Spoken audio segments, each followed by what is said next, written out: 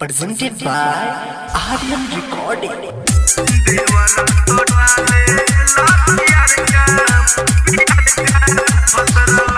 music director DJ Nitish दुनू जने मिली खेलत होली जुबना में रंग डाला हल्का भद्र ललका डाला दुनू जने मिली खेलत होली जुबना में रंग डाला हल्का भद्र ललका डाला सखी हल्का डाला देवरा तो डाले ला पियर का भद्र ललका डाला देवरा तो डाले ला पियर का भद्र ललका डाला डीजे नीतीश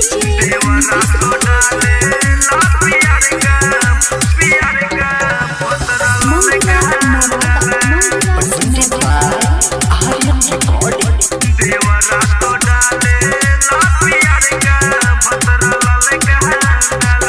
गोलिया पभतरु सखी मोल गुलाल रे देवरा तो ढोरिए के कोई दे तखाल रे गोलिया पभतरु सखी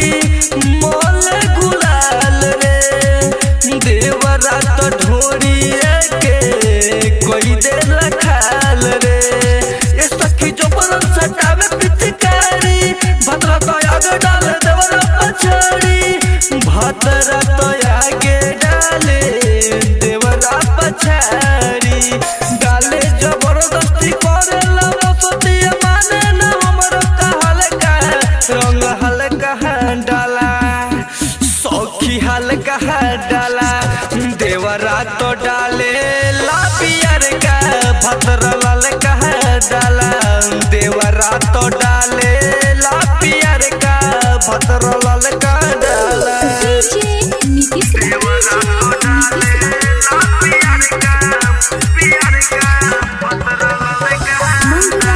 Presented by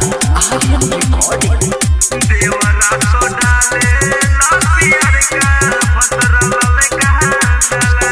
सुधीर समरिया आइल खेले हमसे होली राइटर राजेश कृष्ण